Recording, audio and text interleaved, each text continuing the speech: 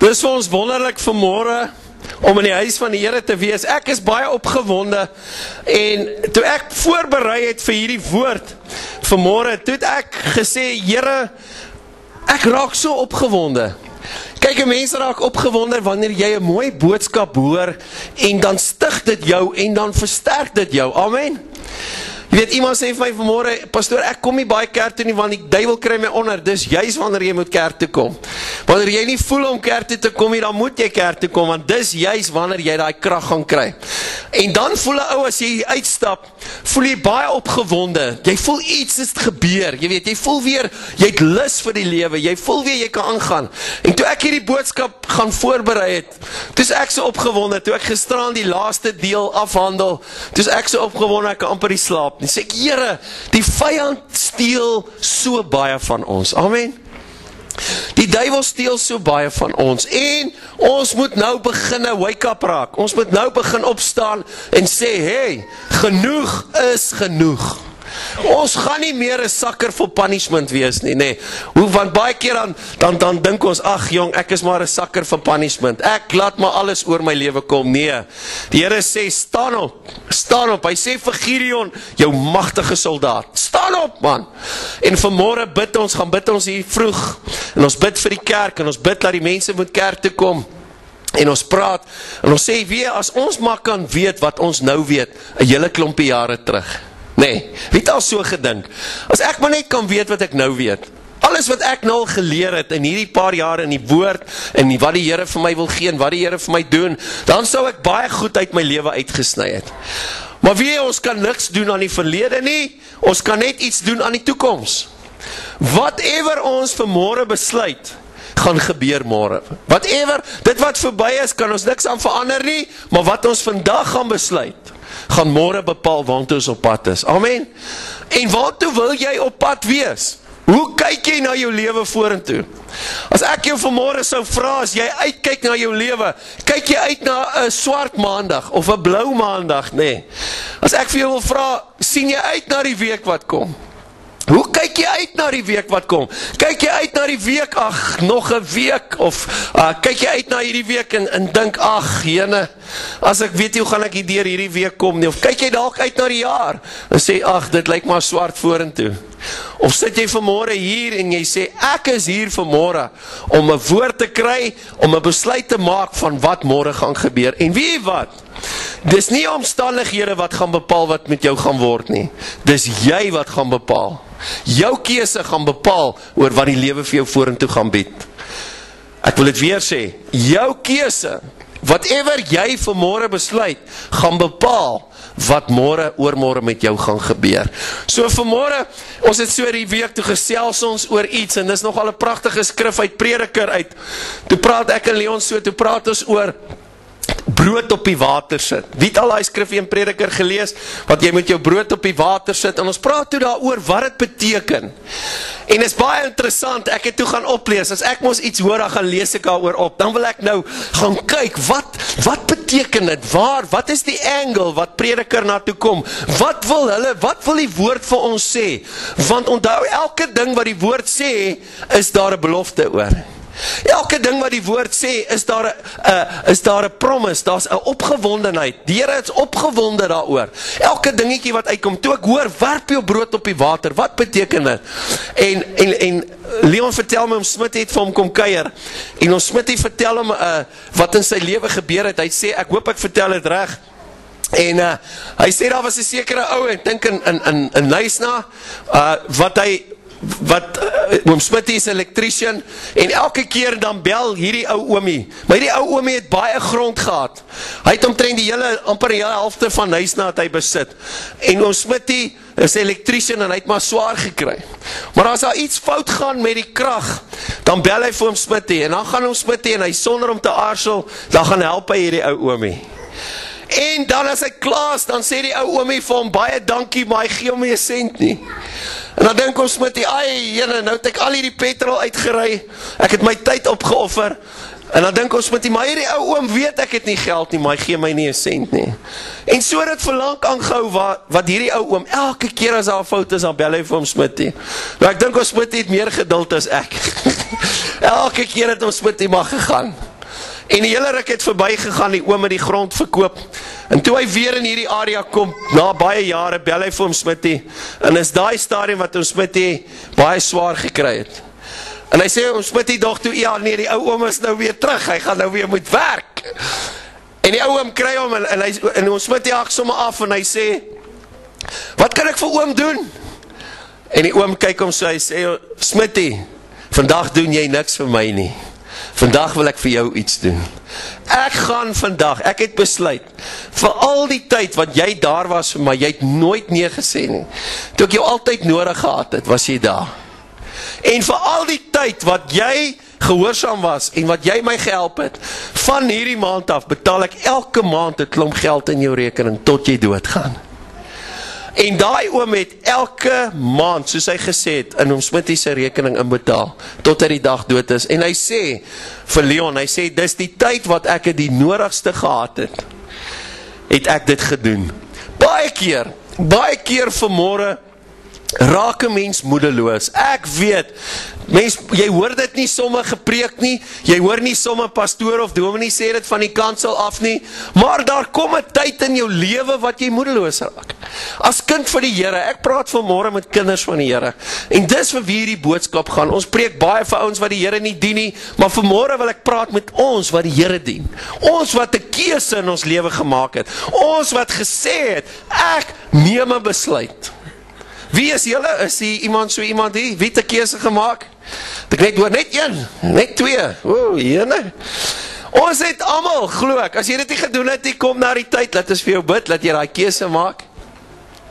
Maar almal van ons het 'n keuse gemaak. Almal van ons wat hier sit en oor die televisie vanmôre het 'n keuse gemaak.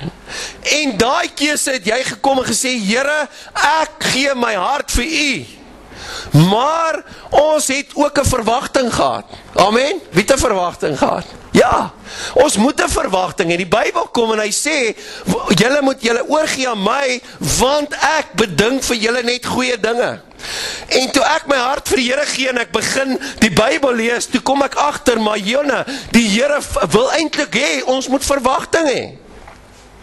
Ek het baie preke gehoor wat ouens vir ons gesê het, moenie altyd die Here opsoek as jy iets nodig het nie. Die Bybel sê jy moet. Die Bybel sê, soek my op in jou tyd van benoudheid. Die woord van die Here sê, kom soek my op 24 uur, bid aanhoudend. Ek is hier, ek is 'n goeie vader. Hy sê, ek is 'n vader wat wil vir julle goeie goed doen. En dan kom 'n ou en dan begin jy die pad stap. Maar dan kom jy agter, en 'n pad van 'n Christen is nie maklik nie. Amen.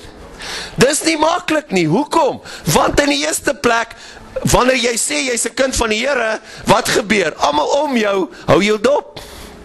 En almal om jou lewer kritiek. En almal om jou wys vinger. Wil jy vir my sê Dion is 'n Christen? Kyk 'n bietjie wat doen Dion daar. Wil jy vir my sê Eddie is 'n Christen? Maar kyk wie dit al beleef. Ek het 'n SMS hierdie week gekry. Wat iemand vir my sê, Pastor Hendrik, vandat ek in jou kerk is, word ek oor die kole gehaal. Vandat ek in jou kerk is, word ek beskuldig dat ek is skynheilig. Inteendeel, ek het hierdie week 'n SMS gekry wat sê ek is skynheilig. Kyk, jy is nie skaam om vir my te sê jy is skynheilig. Nee, en dan kry jy ou dit, en dan voel jy, Here, 'n mens raak moedeloos langs die pad. Ons wil U dien, Here, ja, met ons hele hart. Aan die een kant, Here, het ek wil U dien, maar Here, aan die ander kant, dan kom die beproewings, en dan raak dit swaar. En dan laat dit my vinnig dink aan die ou wat sy kruis moes dra. En toe kom hy in 'n kamertjie, en hy sê, Here, kan ek nie 'n ligter kruis dra nie? Hierdie kruis wat ek moet dra is dan maar verskriklik swaar. Kyk, al hierdie probleme wat ek as Christen het, is bietjie kwaai, Here. Kan ek nie 'n kleiner kruis hê? En die Here vat hom daar in 'n kamer in, hy het dit uit 'n droom gehad, en die Here vat hom in 'n kamer, en daai hele kamer is vol kruise. En die Here sê vir hom, goed, sit jou kruis neer, soek vir jou 'n ander kruis. Enige kruis, piek vir jou kruis uit. Yes, en die ou begin soek. En die ou kyk, en die ou soek, en maar hy sien groot kruise daar. Ja, hy sien groot kruise so hoog soos wolkekrabbers, hy sien kruise. En naderhand, hy soek daai hele kamer deur, en naderhand kry so ou klein ou kruisie. En hy tel hom op, en hy's baie opgewonde, en hy gaan na die Here toe, en hy sê, Here, ek wil hierdie kruis hê. En die Here sê, ai my kind, dis dan die kruis wat jy ingebring het. En weer, het laat 'n mens dink vanmôre, en dis waaroor my boodskap gaan. My boodskap gaan oor, om 'n passie vir God te hê. Werp jou brood op die water, met ander woorde, wat gee jy uit? Wat sit jy op die water? Nee, hoe sit jy dit op die water? Sit jy dit met 'n halwe hart? Ons praat so vanoggend oor tiendes. Een ou sê vanmôre, hy sê ja, mens moenie jou tiende gee nie. Hy het geluister oor kruiskyk en die een ou het gesê daar, moenie jou tiende gee as jy met 'n halwe hart gee nie. En dis die waarheid. Alles wat ons vir die Here doen, hoe doen ons dit? Dis my vraag vanmôre aan elkeen van ons. As ek jou kan vra vanmôre, hoe belangrik is God in jou lewe? Hoe belangrik is God in jou lewe? Ek kan miskien 'n ander vraag vra, is wat is jou passie vir God? Wat is jou passie? En dan kan ek dalk nog 'n vraag vra. Waar is jou passie? Wat is jou passie? Jy weet, wanneer ons na die wêreld kyk, ek kyk gister weer die cricket, ons praat nou nie daaroor nie, want ons het weer verloor. Maar, weet jy, ek weet nie of julle al dop gehou het nie.